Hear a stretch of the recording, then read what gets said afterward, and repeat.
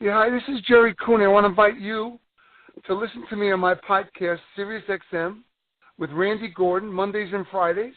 And I want to know how the Ringside Boxing Show is only number 2.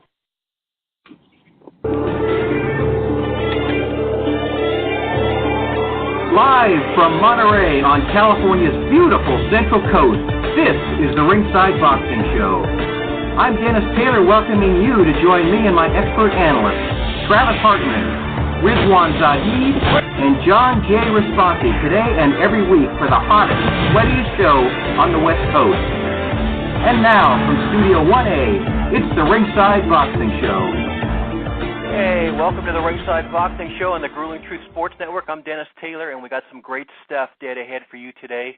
Last week in Minnesota, a heavyweight named Curtis Harper stunned everybody, the promoters in his corner and his opponent and the audience, and even his own wife, by walking out of the arena right after the opening bell. And one of the great boxing journalists in the world, two-time Pulitzer Prize nominee Thomas Hauser, tracked Curtis Harper down a couple of days later and asked him why he did it. And Thomas Hauser will be our featured guest today, about a half an hour from now, and you're going to find it very interesting what he found, what he learned from Curtis Harper. I guarantee that. Our British correspondent Paul McLaughlin is on vacation this week, but we are going to catch up with our expert analyst. Travis Hartman is a professional boxer, boxing trainer, and boxing promoter from Osborne, Missouri. He's now living and training in Orlando, Florida. Rizwaan Zahid, a boxing journalist from Toronto, and John J. Raspanti is chief lead writer for MaxBoxing.com and DogHouseBoxing.com. And John and I are co-authors of Intimate Warfare, The True Story of the Arturo Gatti and Mickey Ward Boxing Trilogy, which is an Amazon bestseller. And we got Rizwaan and John with us today, and not sure where Travis is. Guys, I'm not sure if either one of you guys saw the fight, but Ryan Garcia is one of Golden Boy's most valuable properties right now. He's 16-0 with 13 knockouts, just turned 20 years old. That includes a victory over Jason Velez, which is impressive. And on Saturday night, he won a majority decision over a guy named Carlos Morales, real tough guy out of Mexico who lives in Southern California now. One of the judges had it a draw. Ryan Garcia has been calling out another top prospect, Gervonta Davis, for quite a while. And he did it again, and that's exciting news for fight fans. But you know, I guess my question, Riz, is I gotta wonder whether that's what Golden Boy wants at this point. It doesn't seem to me like they're likely to put their 20-year-old meal ticket in the ring with Gervonta anytime soon. What's your take on that one? I think you're absolutely right, and especially since we're talking about how De La Hoya's and Golden Boy they don't really have a lot of stars right now. They don't have a lot of connections, it feels like. HBO has kind of shunned everyone, it seems like, and is kind of cutting back more and more in boxing, and that includes, obviously, De La Hoya and Golden Boy. You know, we talked about a few weeks ago where they tried to get in on the, on streaming boxing, did it on Facebook, and didn't go so well. So I think, especially, you know, considering all of that too, I think they're putting all their eggs in one basket with Ryan Garcia. I think that's, in some ways, I mean, Canelo was kind of the same thing for a few years, and I think in some ways Canelo still is. I can't think of another premier fighter that's really promoted by Golden Boy at that level or anywhere close to that level. So I think, and that's why we all agreed that's probably one major reason it took so long to make a Golovkin-Canelo fight to begin with. Mm-hmm. And if Golovkin wins next weekend, we don't know what the trickle effect is going to be. So I think, Ryan Garcia is still, I think, only 20. So, you're going to rush him with, Gervonta Davis kind of developed really quickly. Gervonta Davis doesn't seem like a guy who's going to fight till he's 35, really. He's kind of in his prime right now. And I think in some ways, what Gervonta Davis is, that's all he is. So I don't know why Ryan Garcia's side decided it's a good idea to call people out, but I don't know. I don't think it's a great idea for them. I think being patient makes the most sense. John, that's one that's got to marinate, don't you think? Oh, absolutely. And Ryan is just talking. You know, I think whoever makes the decisions, Eric, I can't remember his name, and Oscar, if they're talking about, that's it. If they're talking about Ryan this morning or this afternoon. They're thinking, look, he won last night, but he won a majority decision. That's not a good launching point for us to take on a guy like Davis, because you got to be really careful, when you got a 20-year-old guy like that, because one loss could derail his whole career. So they have to be really careful and let it go and let him. He's got to look better. I only saw a little bit of it. He's good and everything, but a few people that I respect think he's overrated. I don't. I think he's good, but I just think he's good, and he's a good prospect at this point. You don't want to put him in there with a guy like Davis who probably just steamroll him and knock him out, So you have to be careful. Like you said, that word that we love in boxing now, marinate. Maybe a few years, maybe 2 years, maybe a little less. We'll see. But he's got to look better his next fight, and if I was his team, I would fight him at least, put him in there twice in 2019, and then see maybe a year from now how things are going. But there's no rush. He might think so, or he might just be saying that because he wants to face the best fighters, and fighters say that stuff all the time. So in that respect, if that's how he means it, it makes sense. But putting him in there right now with Gervonta Davis would be a really bad idea. So yeah, they got to wait a little bit.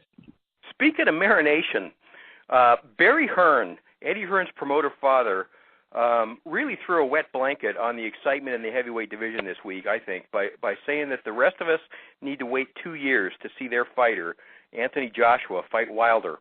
Riz, I found that to be exasperating, and I think most boxing fans probably did too when they read that.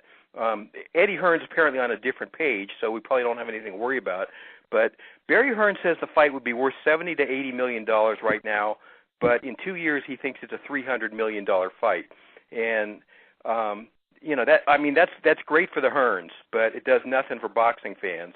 And you just think about Frazier Ali. The third fight would have been, if they had waited another 2 years for the first fight, yeah, it might have been worth more money, but we got a trilogy out of the deal.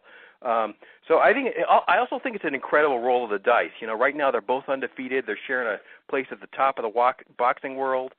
Anything could happen to one of them or both of them over a 2-year period, and the boxing world is just feverish about that showdown right now. Why in the hell would Barry Hearn even suggest a 2-year marination of that fight? So how about that one? Are you as amazed by that as me?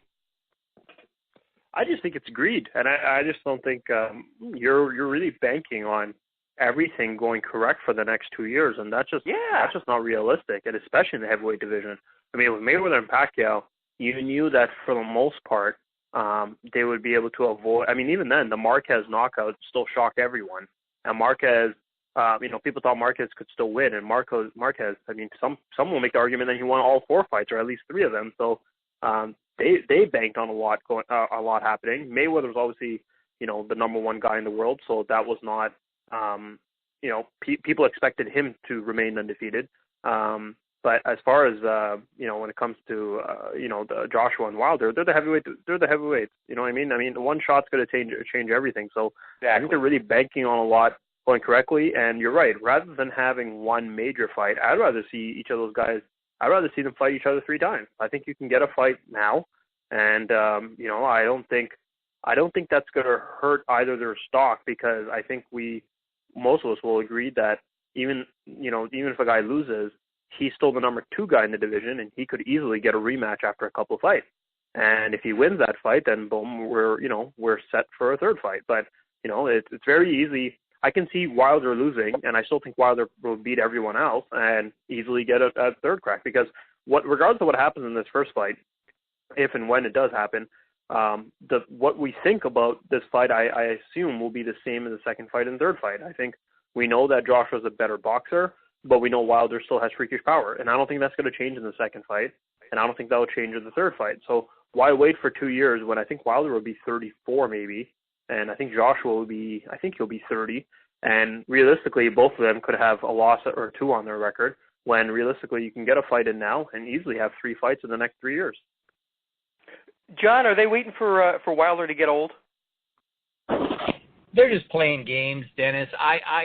Barry, I'm sure he has his son's ear, because Eddie learned by watching Barry and hanging out with him. I mean, he's his father. I don't buy it. I think he's just talking. He talks out of one side of his mouth, and then Eddie Hearn talks out of the other side of his mouth. So they're just promoters. I think it happens in 2019. I do. Wilder's got to get past Fury, which I grudgingly think he will, even though, we're going to be talking about that for months. I think Joshua's going to blow away Povetkin here in a few weeks, so that'll be fine. But I think privately, 2019 is what they're thinking. They better be, because it's way too risky. It's not like you've got two guys that are just. They're like a Tyson when he was in his prime, and then he ran into Douglas, of course. But before, it was like it was well round with Tyson. A lot of times he was always going to win, so we knew it. Here you got two guys that are very susceptible. One can be outboxed very easily. Their chins are susceptible. They have flaws, and that makes it very interesting and everything. But you don't want to push it too much. So I most of the time like Eddie Hearn and the Hearns, but I think they're really good politicians and really good game players. They say things to keep themselves in the news. They say outrageous things. Eddie Hearn is still talking about Fury's going to pull out of this fight. Why is he still doing that? That's another discussion. Why? Does he really know something? I got to think he does know something. He's going to know more than us. But does he want him to pull out because that's what he really is hoping happens, So sure. He's putting his reputation on the line a little bit. But, see, that's the funny thing. When you're a promoter, you can say such ridiculous things, reminiscent of a guy that, is the leader of the country, and get away with it because people just look the other way or go, oh, there he goes again. Well, that's the thing. It's like a qualifier when you're a promoter. Oscar De La Hoya has said some things that we've all just groaned at. Bob Arum has said some things that we've gone, what? Did he just really say that? So I think sometimes it's just a matter of just keeping your name in the news and keeping your main guy. Because think about it, Dennis. Nobody's even talking about Joshua Povetkin right now. I mean, Wilder and Fury took over that discussion. And I can see the Hearns kind of going, wait, we got to keep our guy in the forefront. So they always bring up Wilder and Joshua, see? So there's some premeditation going on here. These are smart guys. They know what they're doing. But don't overthink it, guys. 2019 is what we've all been talking about. I think most of us predicted that year. We want to look smart. We want to be right. So that is perfect for that to happen. And I think it happens and still happens in 2019. But, they're going to play their games no matter what. And you're going to roll your eyes, hold your nose, and just ultimately it comes down to hoping, because you can't screw with the boxing fans that much. Boxing fans have been screwed over so many times. Don't do it again. Don't over-marinate it. Don't overcook it, because then it's just a letdown to most people. And, I think there was a really ominous story on one of the websites earlier this week. HBO says it might not televise the rematch between Eleider Alvarez and Sergey Kovalev, figuring that the price is going to be too steep. And I don't know the business side of this, but man, from a fan standpoint, this is extremely disappointing. HBO is still my favorite place to watch a fight, just because their broadcast team is so good, and I really like their production. And this, to me, is a marquee matchup. Seems to me that this is another sign that they are marginalizing boxing at the corporate level at HBO, and I'm wondering if we're in the last days of seeing boxing on HBO. Are you getting the same vibe, Riz? Yeah, in some ways. I mean, HBO still does a lot of great production, but it seems like they're focusing now more on television, movies, even to try to keep up. I think they have pretty much an ongoing battle with Netflix almost, but they're all spurting out new great TV shows, and they used to have those the same quality for their broadcasts and even for all their boxing content. And I think HBO Sports in general has taken a back step. If you guys remember, even kind of the simple things before, I remember before Hopkins and Calzaghe, there would be a good half an hour preview for the fight. Now, I mean, and they used to have the HBO's greatest hits on YouTube, and it would be a 10-minute chronological order of a boxer's highlights, and then you see the story of his career almost. Now it's kind of a 3-minute mismatch, and it just seems like shortcut after shortcut after shortcut. And obviously you can see the quality that they've lost. It's not, it's definitely not the way it used to be. And obviously I think they still have the best broadcast team, and their broadcast quality is still great. But I don't think you can see by watching it, it's definitely not what it used to be. And even though they have, arguably Lampley and Kellerman and Harold is still there, so they still have the best, I think, broadcast crew in the business. But there's only so much they can do. When it comes to, they're not doing major fights anymore, right? Like I said, Tevin Farmer is like, I remember they showed him in the crowd and said, let's talk about Tevin Farmer's next fight. And Tevin Farmer, the guy's like 28-4 and is never, right. I've never heard of him before they showed him. Just absolutely never heard of this guy. And no disrespect to Tevin Farmer, but he's not what HBO has always done before. And then there was last year, I don't know if you guys remember, Cletus Selden. This guy fought twice in 6 weeks, and he was not on HBO. And again, good for him, but he's definitely not the guy we were used to seeing on HBO, right? I mean, not Juan Manuel Marquez, that's for sure. No, and I think, and they said there was a stat. I think the only person who's fought twice on HBO in that short amount of time was Mike Tyson, and maybe might have been one other fighter. And obviously, this is just the quality has gotten significantly lower. And occasionally, there's still good fights. I mean, David Lemieux and Billy Joe Saunders. I was at that fight. Great fight. The production crew's great. They still do tremendous quality, but it's just like it used to be every week, right? I don't for the most part. I feel like every week there was a solid fight on HBO.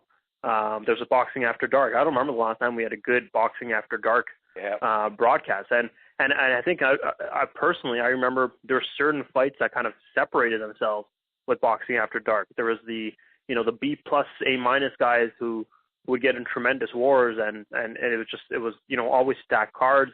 I mean, I remember, this is going back a while, but I remember watching Vladimir Klitschko knock out Jamil McCline, and Floyd Mayweather was on the undercard in the rematch against Jose Luis Castillo. And it's just like, you think about that card. I mean, yes, this is well before Mayweather became obviously the number one boxer and television views wise and all that kind of stuff. But it's a completely different animal now. And I don't remember the last time I looked at an HBO card and I'm like, wow, this is really good. The pay-per-view card they have for Canelo and Golovkin seems like a pretty solid card.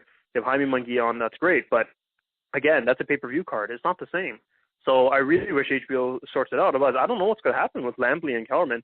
I'm wondering if PBC takes a fly at them because PBC, and they have I don't know how it's going to work contract-wise and all that, but you got to think that guys like Kellerman and Lampley, guys who really know the sport, and I think are the best broadcast crew in North America, you got to feel like it's getting harder and harder to do your job, right? You can only fake passion, I think, so much.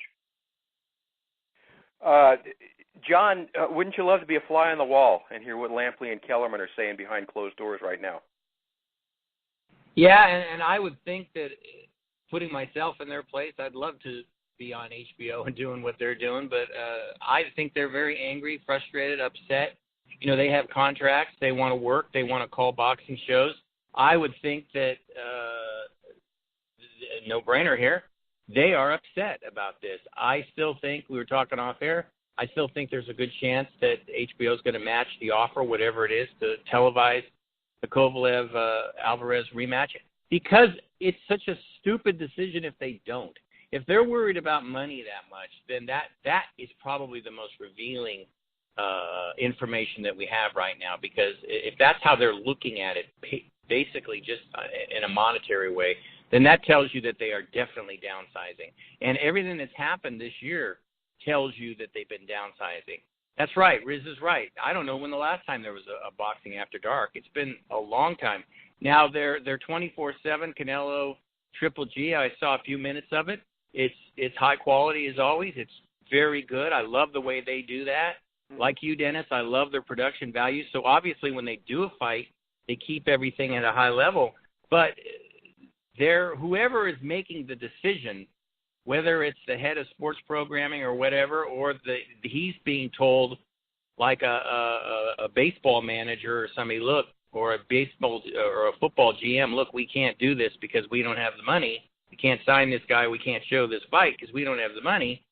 Then his hands are tied. So we don't know, but all indications are they're downsizing a lot. I don't think they're going away like in the next 6 months, but next year could be their last year. I mean, the way it looks now, I don't think any of us would be surprised. And that's unfortunate because, like you, Dennis, I really enjoy the HBO broadcast. I look forward to watching them. And I like the team, and I like Roy Jones on there. So it's massively disappointing. I hope that it's an end-of-year thing, and maybe they sunk a lot more money than they thought they would in the Canelo Triple G rematch, and this is a fluke. But if this was a marginal fight, I'd say okay. But anybody who knows boxing knows that this rematch is compelling because Alvarez will probably win, but Kovalev has a chance to win. And he's backed up in a corner here, and he knows it. He loses again, he's done. So there is a ton of drama involved in this. This even would deserve a 24/7 episode because there's so much drama involved in this rematch. The whole history of rematches alone could take up 15 minutes. So whoever said, told Kathy Duva, the licensing fee is pretty steep. We're going to wait. We're going to see, I don't know what they're thinking. Obviously, whoever it is really doesn't know boxing because this fight could turn out to be another barn burner because the first one was a very good fight. So the second one will either be a blowout with Alvarez or Kovalev will be able to make some changes and hang in and not get gassed. That's why it's compelling. That's why we love boxing. So it's a bizarre decision to me, a sad decision, and I'm going to hope for the best, but I'm pretty disappointed, Dennis.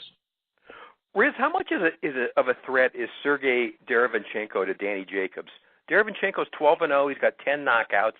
Team Golovkin thought he was too big of a risk.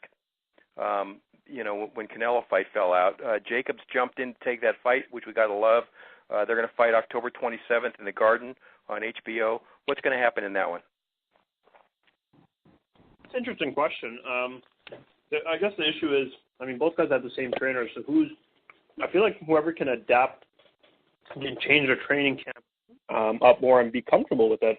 I think they have an advantage because I think some fighters are so used to routine and it will throw them off if they have a different trainer or something like that, and it's not when it wasn't their choice. Plus, it'll be interesting. I'm sure these guys have sparred numerous times together because they've been trained by the same guy. So it'll be interesting if that plays a factor at all. I think it would be foolish to say that this is a clear win for Jacobs because I don't think it is. Jacobs hasn't fought. I think he's only fought twice since he lost to Golovkin. We know what Golovkin brings, or we know what Jacobs brings to the table. He's a big middleweight. Derevyanchenko is a hard puncher though, and we've seen Jacobs drop a few times. We've seen him drop hard a few times. But Jacobs is one of those guys. He can give it as much as he can take it. We know how great his power is too. So I think it's going to be a very close fight. I think Jacobs might escape with the decision win, but wouldn't be surprised me if either guy goes down. Jacobs had a fight last year where he did well, but he wasn't able to get his guy out of there. And it was a relatively close fight. So Jacobs really, to be honest, hasn't really wowed me at all since the Golovkin fight. And even though that was a loss, people expected more from him after pushing Golovkin the distance. So I don't think it's I don't know what the odds are in the fight, but I think it'll be foolish to just assume that Jacobs will win this because I don't think that's the case at all. We've seen him hurt. We've seen, and the funny thing is, Jacobs only has a couple losses, but both guys are from that kind of same Eastern European boxing upbringing.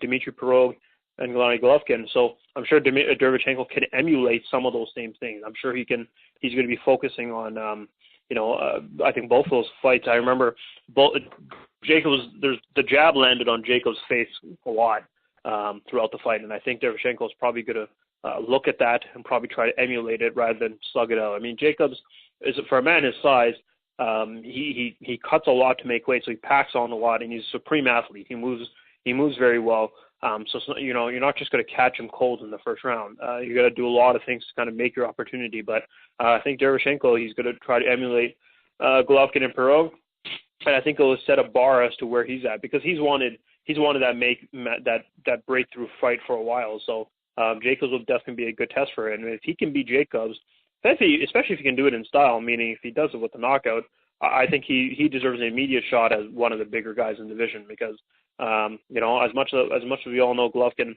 as the power that he brings and all that, he wasn't able to stop Jacobs. And even though Jacobs boxed really well and all that, it would be a big statement if Derevyanchenko is able to stop him.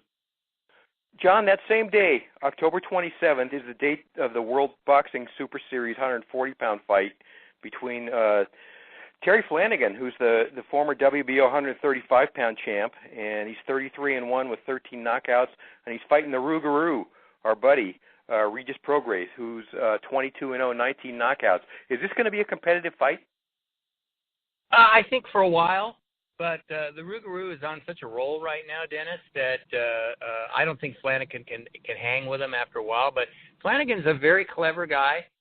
He's only got one loss, obviously, so that says a lot. He's a good fighter, very good fighter. Doesn't have a lot of power, but he's clever. So he'll give the Rougarou some problems, I think, early, as far as problems, meaning it'll be pretty competitive. But the Rougarou is too strong, I think, and that gives him the edge over a lot of guys. It's not just his power, it's his strength, and he'll take a couple to land one, and so Flanagan, he better have his A game to hang in, and I think he will, though, like I said. But as the fight goes on, I think the Rougarou will win it and probably score a late stoppage, perhaps. But as far as competitive, yes, because Flanagan's got that champion's pride, and he's only lost once, and he's going to want to win. So he's going to put it all on the line, like we love about boxing. So just that the Rougarou is rolling, and I think it's going to do him some good to not be fighting at home. I thought he looked a little sluggish in his last fight, and I thought that might have been just because he had so much pressure fighting at home, trying to sell tickets in a way. I think he'll be free in this one. He'll fight like a free guy, and I think he'll win. But I think it'll be a pretty good fight. But the Rougarou, he's pretty special, Dennis. Okay, the next marquee fight is probably going to be a great one. And we talked about this last week and the week before, I think. But Shawn Porter fights Danny Garcia at Barclays Center in Brooklyn this coming Saturday on Showtime. Porter's a pressure fighter. Danny's a good counterpuncher. Some people think we're going to see the fight of the year. Riz, do you think this matchup has that kind of potential? It's weird because I feel like we get a lot of stinkers with some of these fights, perhaps. I mean, everyone thought Danny Garcia and Keith Thurman would have been a war. It's not a bad fight, but it was definitely not what we expected. That being said, on the other hand, Keith Thurman and Porter was a war. So it depends what Danny Garcia wants to do, to be honest, because Porter, we know how he fights. It's not really a secret. He's going to come in, he's going to wing a lot of shots, he's going to bring a tremendous amount of pressure. So there's going to be tons of opportunities for Danny Garcia to counter. And if Porter can make every fighter work, I think that's what makes Porter special. But that being said, he has a lot of flaws and he leaves himself open a lot. So Danny's going to have opportunities. So I guess the answer or the question is Danny going to be letting his hands go enough to maybe try to score a stoppage, or is he just going to be, happy enough to pot shot here and there?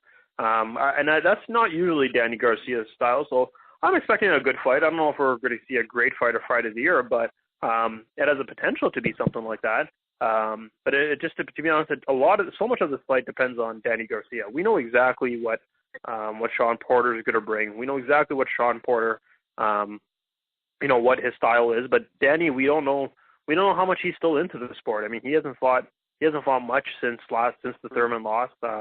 We talked about this. He has recently he had a kid, and for some guys that changes fighters, right? And Danny Garcia has been on the top for quite a while. I want to say since he was maybe like 24, 25. So, and he's fought an extensive amount of pros. So it really depends on what Danny Garcia brings. If Danny Garcia wants it, then I think we're going to be in for a great fight. I think if he's happy enough to just let his skill score points, then I don't think we're going to see a great fight. So so much of this fight, I mean, win or lose, really depends on Danny Garcia, and I think the entertainment value does too. Okay, John, the winner's obviously going to have a lot of options in that great welterweight division. What about the loser? What about the guy who loses? What happens to this guy? Well, you're not finished, but it's a gigantic disappointment if you lose. I wouldn't be surprised if Shawn Porter loses that Kenny, who we both have talked to and who I like a lot because he's so honest and so upfront about things. I wouldn't be surprised if he suggested to Shawn to just retire.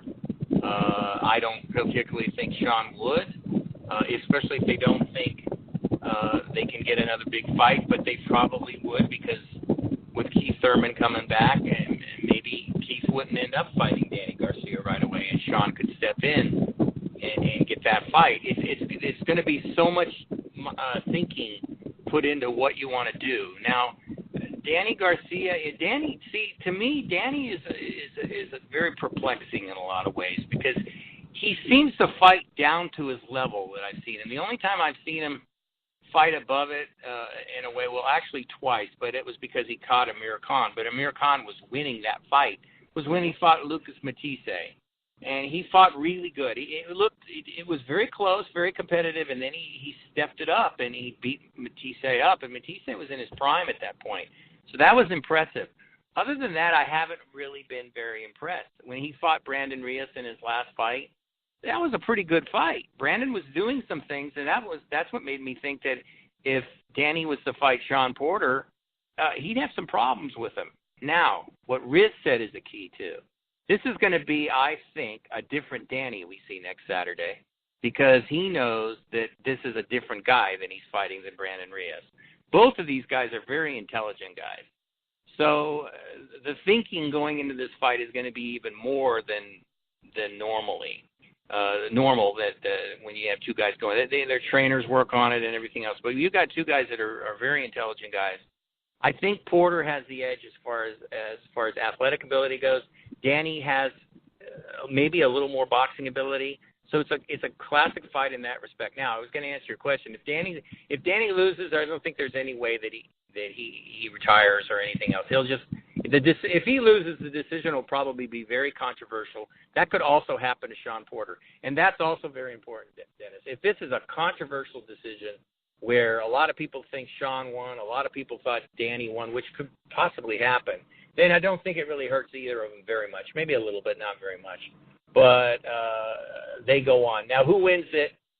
I don't think it's going to be fight of the year, but I really think it's going to be a really, really good competitive fight. I wrote an article that said it might come down to who wants it more. And based on what I've seen, it's obviously Shawn Porter who wants it more. So if these guys are tied, if they're very close and we think, it's close going to the 12th round and I'm putting my money on who's going to win the 12th round, unless he gasses out, I'm going to put it on Shawn because Shawn has so much desire. But Danny has that counter-punching ability. And then all those other perplexing little mysteries about him. What will he do? So I think you're going to see an A Danny, an A Shawn, and we should have a very, very good competitive, I think very intense. You always get that with Shawn Porter, but I think Danny's going to be even a little more intense this coming Saturday. So it should be a good one. And like I said, I would think that the only person that would be affected by a loss, if it's a bad one, if Shawn Porter gets knocked out, then I think his father really says, "That's it, son. I think we're done." But if it's the other way, then he loses by a point. I don't think it really hurts him that much. But I'm really looking forward to this one Saturday, Dennis. I like both guys. I think it should be a really good fight for the fans. This is the Ringside Boxing Show from Monterey, California. We got a couple more minutes with our expert analysts, John J. Raspanti and Rizwaan Zahid. I want to let you know that next week on the Ringside Boxing Show, and this is confirmed, our guest is going to be Jerry Cooney. And this guy is, you guys all know him. He's a colorful guy, great interview, and we are really looking forward to having Jerry Cooney as our guest next week. Just got a text from Travis saying, "I am an idiot, guys." So he forgot about this, and we'll have Travis back next week, I'm sure, too. Last question for you guys. and I wish Travis was here for this one because I know it riled him up. Leon Lawson, who is the uncle and trainer of Andre and Anthony Dirrell, was suspended by the WBA and the Maryland Boxing Commission in May of last year for sucker punching Jose Uzcategui after Andre Dirrell lost to him. The whole boxing world saw it on Showtime. He was also facing 25 years in prison for felony assault, but that subsequently was dropped. So last week, the Maryland Commission lifted Leon Lawson's suspension after about, I think it's about 13 months, basically with no explanation other than saying that Lawson's complying with their requirements. So he really hasn't been able to appear in a corner for about 14 months now. And I guess my question is that enough, considering that he punched an opposing fighter in the teeth with his bare fist? Oh, absolutely not. I don't understand. I don't understand the point of these suspensions, to be honest. I feel like they're almost PR moves just to kind of get people off their backs for a little bit, and then they just slowly, kind of subtly reinstate someone. It doesn't make any sense to me at all. I mean, I don't know. The Dirrell, it's not like the Dirrell brothers are fighting 4 or 5 times a year anyway, so I really don't see the point of this, and it's always worse when they're not even giving an explanation, and that tells me there's something that just doesn't add up. They're not saying it and saying, well, we thought, he apologized, and they're not saying that. They're just kind of hoping people don't notice, and I think that's the worst part. And we were talking about this and how certain commissions just kind of don't care, and Texas is a big one of them. They just kind of go up and do their own things, and so it's not always each state doesn't always follow each other's rules, and so I mean, I don't know if he would have fought in another state and it would have been, he would have been able to do that, but no, this is not a surprise really for anyone, and I'm disappointed. But again, it's not surprising that a fighter or that a trainer, even though he did something stupid like this, it's just there's not really much of a penalty. And we how many times has there been major infractions in boxing, and the penalties are kind of a slap on the wrist for anyone. I mean, Adelaide Bird, I pretty much got to pay a raise. I feel. I don't know if I feel like I need to look up to Adelaide Bird more, make mistakes and advance in the world. And I look at, and then I look at, Antonio Margarito. He was, after the plaster of Paris, he wasn't really suspended for long. I think he was back in just over a year maybe. And a lot of that was just him recovering from a knockout, I think, more than anything else. So, I feel like a lot of these suspensions and all that, you got to take with a grain of salt. I never take them seriously. I never actually think they're going to enforce it and follow through with it. I mean, look at the Canelo suspension of the year. They said he can face up to a year, and then they reduced it to pretty much 6 months. That backdated from the date of the infraction. It's like, okay, so it's pretty much not really a suspension because, suspending a boxer for 6 months doesn't really do a whole lot. It's what Gary Russell calls his rest period. So I don't see the point of why give a fake suspension? To at least say the reason why. As soon as when they're not saying why they're doing something like that, it tells me that they were just hoping that people really wouldn't find out. John, wrap it up for us. Are you any more forgiving than Riz on this? Oh no! I think it was ridiculous. I wasn't surprised because we know how boxing is, but I just thought, oh, you got to be kidding me, because that was a sucker punch that he threw, and oh yeah. The thing is that even the way that it happened, there was no way that there was anything dirty that happened in that fight. And the Dirrells are emotional, and I get that. And Travis has a great story he could tell us about them once, right, when he was an amateur. That's why you said you wished he was here, right? Okay, nobody likes to lose. But what happened in that fight, if you remember, was the Dirrell got hit basically maybe a split second after the bell, and he was already firing the punch. There wasn't anything dirty about it. It was the Arthur Abraham knockout or whatever it was. That was a lot more egregious than this. So it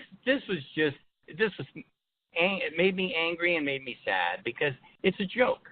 Are you trying to really teach somebody something? You're not. What are you going to teach them? Oh, well, I'm suspended for a year. Big deal. That's the thing, and the fact that I wasn't surprised is sad that this happened, because it just tells you that we know how it works. and we know what happens with boxing. And they try to do it so quietly, probably hoping that nobody would even notice. But I just there are just some things you can't do in sports. You can't walk up and hit a guy when he's got his hands down like that. And he should have at least been suspended at least for 2 years, at least, in my opinion. But they did what they did, and we all laugh and joke. And Leon Lawson, who is a great guy, by the way, talked to him before. He can be a great guy. I'll say that. Nice guy, but he lost it. So he should have paid a higher. Should have been more consequences for it. But that's the thing about boxing. We roll our eyes, we shake our head, and then we move on to the next fight. And sadly, that's just the way it is. Hey, even during a slow week, there's a lot of compelling stuff to talk about in the world of boxing with our expert analysts, Rizwaan Zahid and John J. Raspanti. They're with us every week, and usually Travis is with us, and he forgot about us today. So you guys have a great week. Our featured guest, legendary journalist and author Thomas Hauser, is standing by to talk about that bizarre scene a few days ago when a heavyweight boxer simply walked out of the arena after the opening bell for his fight. Hauser is a great journalist who has been nominated for the Pulitzer Prize twice. He tracked the fighter Curtis Harper down and interviewed him, which is what great journalists do, and we're going to talk to Thomas about what he found out. Stay with us. We'll be right back right after this.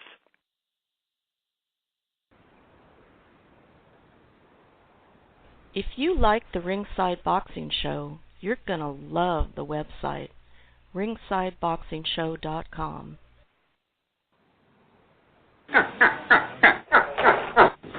What are you doing?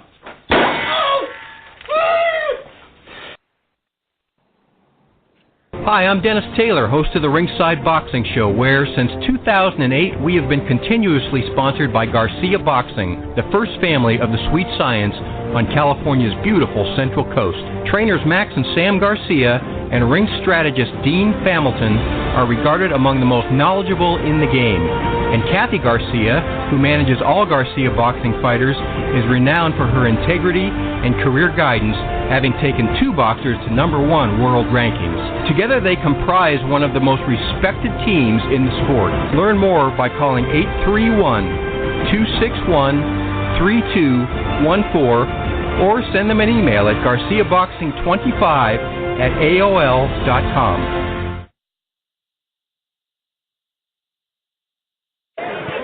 Of his 5 professional bouts, 4 of them have been done in the first round. So he likes to bring an end to opponents in quick fashion. And Curtis Harper has walked out of the ring.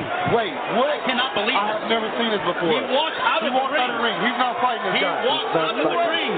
I've never seen this before in my life. Wow. Curtis Harper has walked out of the ring. Are really upset right now because... Well, it looks to the painting of the picture was a portrait of destruction anyway, so he probably saw that same portrait.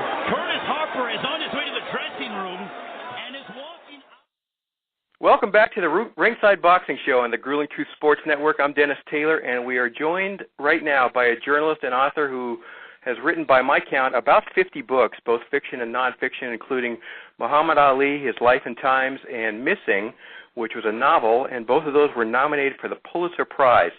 On Wednesday, Thomas Hauser posted an article on the Sporting News website under the headline, "The Story Behind Why Curtis Harper Walked Out of the Ring."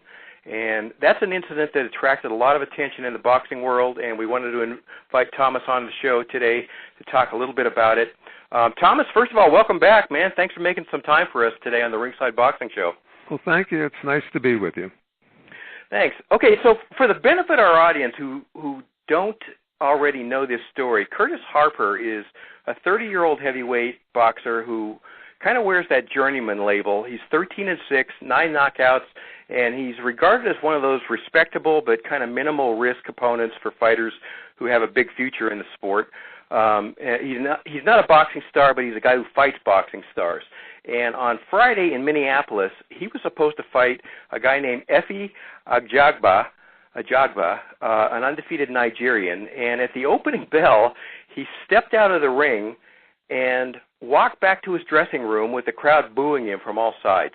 and there's been a lot of speculation and a few second and third-hand explanations about why he did that, including some from people on his team.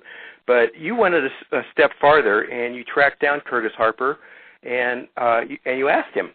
So let's talk about some of the things he told you. And Thomas, one of the things that you asked him was when he made the decision to do this, whether it was a premeditated protest or something he did on the spur of the moment. What did he tell you about that? Curtis said that he pretty much made up his mind in the dressing room that he was not going to fight.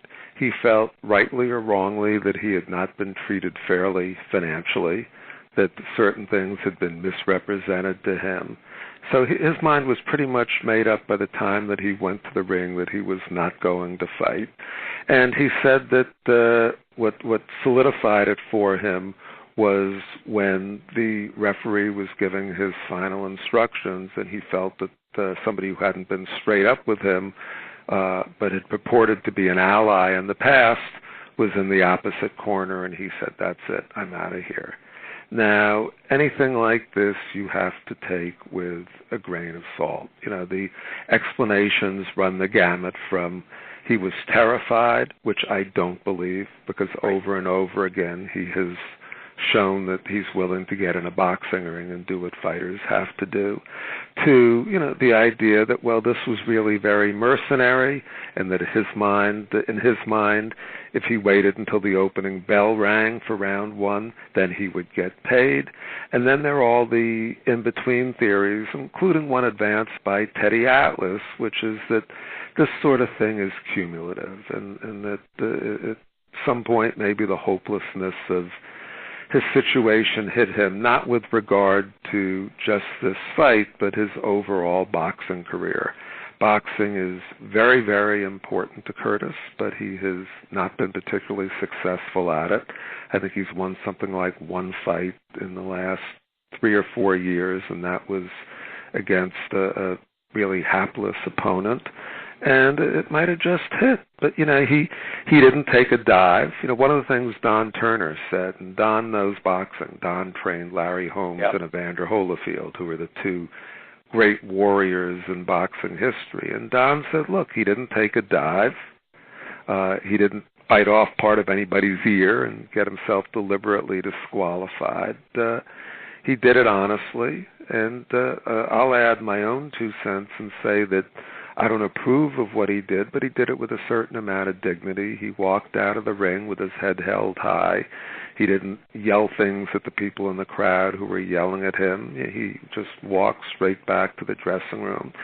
And another name to throw in all this is Oliver McCall. We all remember that when Oliver McCall was fighting Lennox Lewis, and essentially had a breakdown in the ring, which was just agonizingly horrible for people who were watching that fight. And I'm sure it was pretty bad for Oliver, too. And you didn't see anything like that. So he made a decision. He'll have to live with the consequences of that decision. There are also issues as to whether or not he should be fighting at all because of the condition of his vision, which is one of the themes I go into in the article on Sporting News. But the irony in all this is that if Curtis does fight again, he will be a bigger name than he ever was before. He will probably be paid more money than he has ever paid. He won't be the opponent.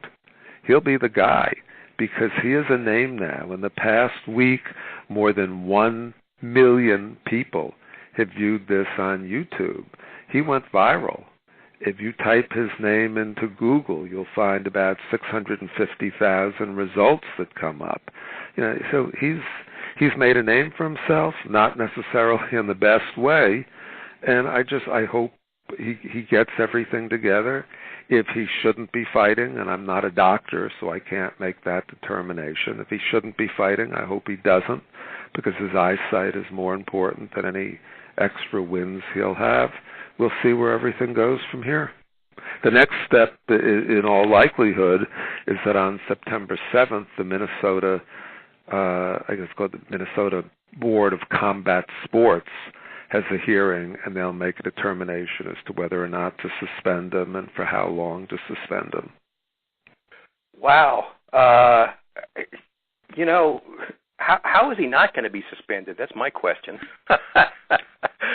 and what promoter is going to give him another shot? You think? Well, I think a lot of promoters will give him a shot. Look, if you're a promoter and you got a guy, and if you put this guy in an undercard slot, you're going to have, the next time he fights, let's face it, that's going to be news on virtually every boxing website in the world, not just boxing websites. CNN put this story on their home page. So the next time Curtis gets in the ring, a lot of people will be talking about it, and a lot of people will be watching, and that makes it worth a promoter's while to put him on. We've seen plenty of fights with people who shouldn't be in the ring that were a lot worse than this one. Thomas, this apparently came as a complete surprise to his corner, right, including trainer Nate Campbell and the promoters, and even his wife, who you spoke with. What was her reaction? Well, he's married to a woman named Sandra Rosenberg, who I believe has a master's degree in psychology, which right there tells you that this is a complex guy. Yeah. And she was surprised. He did, as best I can tell, he didn't share this with anybody beforehand. Now, what he and his representative, Rick Glazer, say is that initially Curtis asked if this was going to be a TV fight. He was told no. And then when he found out it was a TV fight, he wanted more money. Now, I don't know the accuracy of that representation. That's what they've just said. Whatever the reason, Curtis at some point decided he wasn't going to fight. He says it was over financial issues. Teddy Atlas, who knows the psychology of fighters very well, said, look, I wasn't there. You can't ascribe motivations to other people that you don't know, but there could have been other factors at work, including, let's face it, the odds were that he was going to get beaten up. He's not a quitter. He's not one of those guys who takes a punch and lays down. He's a guy who fights as hard as he can once the bell rings. So he understood that the odds were he was going to take a beating last Friday night. And for those of you who haven't done it, it's no fun taking a beating. I mean, we're not just talking about one punch that maybe we got hit in the schoolyard with when we were a kid. We're talking about something that's very painful, that inflicts, short-term damage, and in some instances, long-term damage. And it's easy for everybody who sits on the safe side of the ropes to criticize him in a situation like this. But it's more complicated than that. And again, do I think what he did was right? No. There are thousands and thousands of fighters who set a standard for courage, and that's the standard that fighters today are supposed to follow. But before anybody's too critical of Curtis Harper, they should get in the ring and go a few rounds. They don't even have to go in the few rounds with a 6'5", 238-pound heavyweight prospect Olympian with 5 knockouts and 5 fights, which is what Curtis was supposed to do. Go down to the gym, find some 16-year-old kid who's been training for 6 months, get in the ring and tell the 16-year-old kid to go hard on you and see how much fun it is. Yeah, good point. For the people on the internet who are savaging this guy and accusing him of cowardice, talk to me a little bit about the Chris Arreola fight, because that kind of showed everybody who Curtis Harper is. Curtis Harper fought Chris Arreola 3 years ago. It was on one of Premier Boxing Champion's early telecasts, and it wasn't even supposed to be a TV fight, but the first fight ended early, so they put this on in between the first fight and the main event. People didn't understand how out of shape and how far gone Chris Arreola was at that point in time. He came in, and once he got in the ring, it was clear that he was out of shape. He weighed, 255, 256 pounds, something like that. But he was still Chris Arreola with a big punch and some skills. In the first round, he knocked Curtis Harper down. Curtis got up and looked like 265 pounds, I think he weighed, 265 pounds of jello. But he fought back, and it was a real rock'em, sock'em, robots type of fight. It went the full 8 rounds, is I recall I gave the fight on my scorecard to Areola by a 76-75 margin, the knockdown in the first round being the difference. But even then, one of the judges had it 78-73 for Areola, which was nonsensical. So you understood that on top of everything else, this guy knew, in all likelihood, the judges were going to be against him in most instances because he wasn't a house fighter. Now, when he goes in against the guy who's at his skill level, he wins. You know, or so he goes in against lesser fighters, which he's done. You know, he usually he wins, but he's not an elite heavyweight. He'll never be an elite heavyweight. And look, I understand that you know, these mismatches are necessary to build fighters' records, but I don't like them. I don't like the fact that they're televised. I would much rather see Curtis Harper go up against another guy who, you know, has a 10-8 record, you know, where they're really going to go at each other in a competitive fight, than see a guy who is, you know, 20-0 with 18 knockouts against somebody who's 9-11. And to me, that's why boxing isn't as popular as it should be. You go to a UFC card, and virtually every one of the fights on the card is considered a competitive fight. You go to a fight card, a boxing fight card, with 9 matches on the fight, and, you know, 7 of them are walkovers. You know, you can go to a fight card now, and if there are 9 boxing matches on it, you know, you go down. You know, and whichever guy is in the red corner, well, okay, he's likely to win. You know, why is it that almost every fight you go to, you know, 90% of the guys in the red corner win? I mean, it's one of the reasons boxing isn't as popular as it should be. There are some others, but that's one of them. This is the Ringside Boxing Show from Monterey, California. I'm Dennis Taylor. We're talking to Thomas Hauser. He's a journalist and an author and a 2-time Pulitzer Prize nominee. The main thing for Harper seems to, the most plausible explanation seems to be the money, $6,000. They made it a TV fight. He wanted more, but it sounds like he was mad even before that. Your article says that he had to wait until the day of the flight before he and his wife got the plane tickets. His camp says there was a lot of uncertainty. The plane tickets came late. They had to wait at the airport once they got to Minneapolis to get picked up. You know, a lot of that comes with the territory. I remember sitting with David Tua a long time ago when he was in Philadelphia getting ready to weigh in for a fight against Hasim Rahman. And David, you know, we waited and we waited and we waited. And David said, this is one of the things I hate about boxing. You know, things that should take 10 minutes take 2 hours. They tell me to get someplace a certain time. I get there on time, and then I have to wait and wait and wait. Now, David was a main event fighter that night. If you look at a guy who's the opponent on an undercard fight, that's magnified. But again, not an excuse. Shouldn't have did what he did. So you also spoke with Leo Margulis, who's one of the co-promoters, and his quote to you was, "We're not the bad guys in this. There are promoters who would have thrown Harper and his wife out of the hotel and canceled their return flights." And it sounds like Margulis wants an apology and also reimbursement of some of the expenses, which added up to about $7,400. And Harper, on the other hand, you mentioned this a little earlier, he seems to be saying that he deserves to be paid because... Well, Curtis does not deserve to be paid, and he's not going to be paid. And look, I understand it from the promoter is not always the bad guy. Sometimes they are, sometimes they aren't. But, you know, you look at it, and again, and also I might add, I don't feel particularly sorry for the fans on this one. People are saying, oh, what about the fans? They paid good money. Yeah, but the fans saw 10 other fights that night, and trust me, what they saw from Curtis Harper was more memorable than any of those other fights. Years from now, when they don't remember who was in the main event or what else happened that night, they'll say, yeah, you know, I was at the fights that night and the wildest thing happened. This guy just walked out of the ring.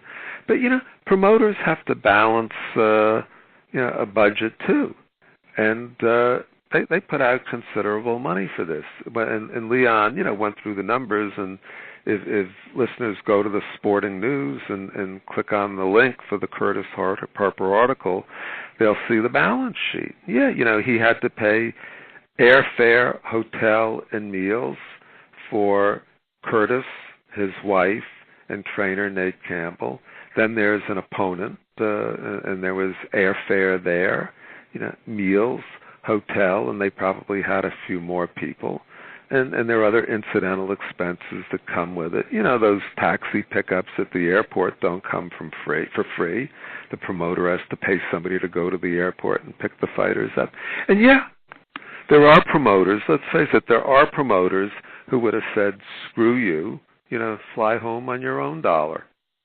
Okay, where are you going to sleep tonight, fella, after what you did to me?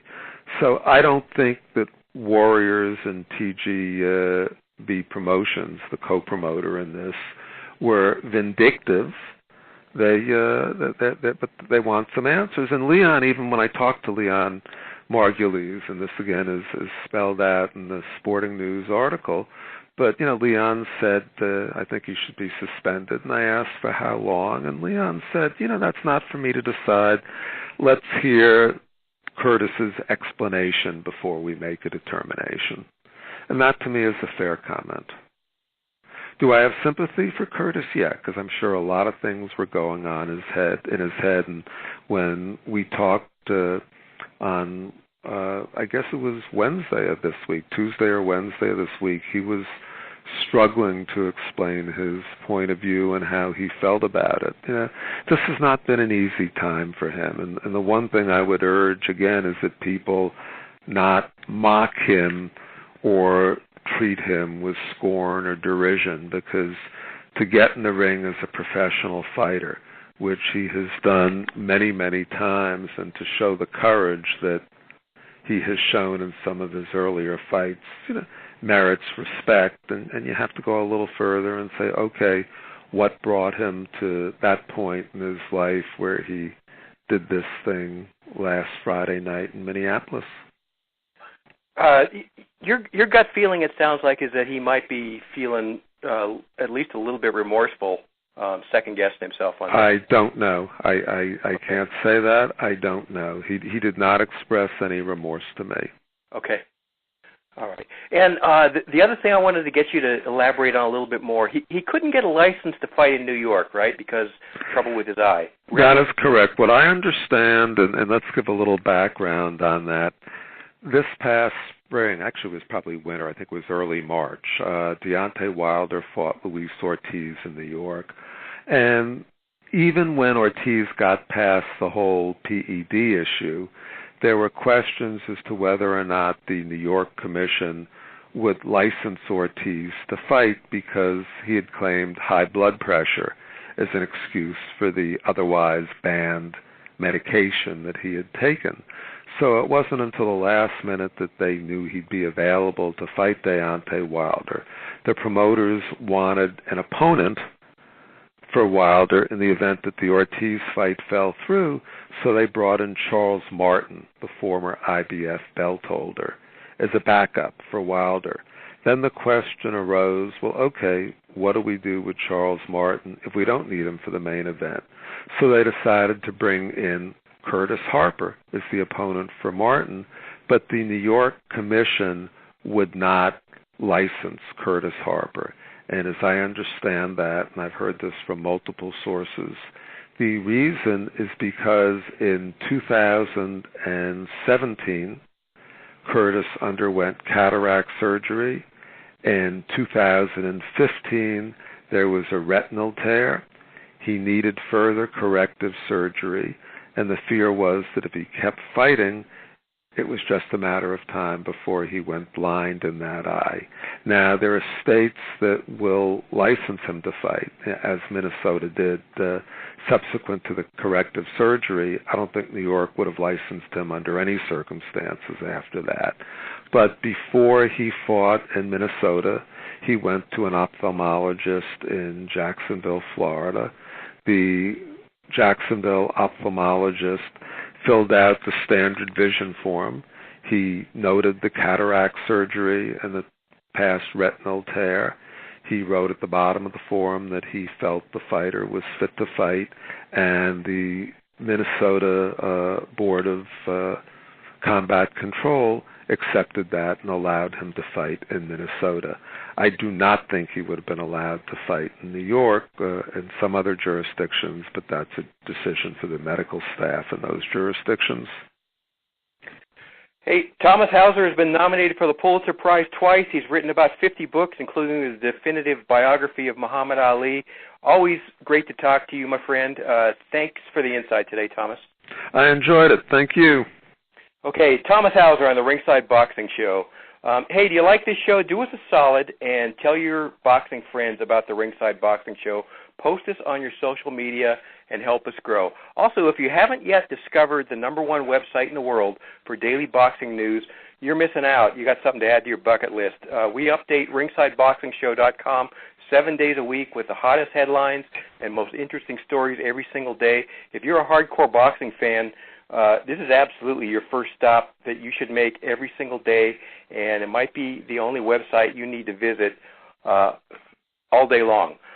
Thanks, as always, to our expert analysts today, Travis Hartman, Rizwaan Zahid, and John J. Raspanti, and another huge thanks to journalist and Pulitzer Prize-nominated author Thomas Hauser from New York City. Finally, thanks to you, Ringside Nation, for being a part of our worldwide audience again today. Keep your chin tucked, and we'll talk to you again next week on the Ringside Boxing Show. Well, it's a great day for me to whoop somebody's ass. It's a bad day, so you better get off of my back. You might get cold cocked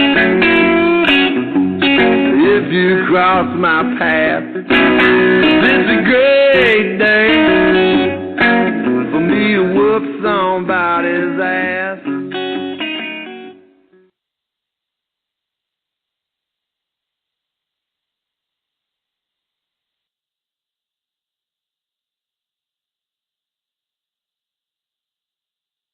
The moderator has left the conference.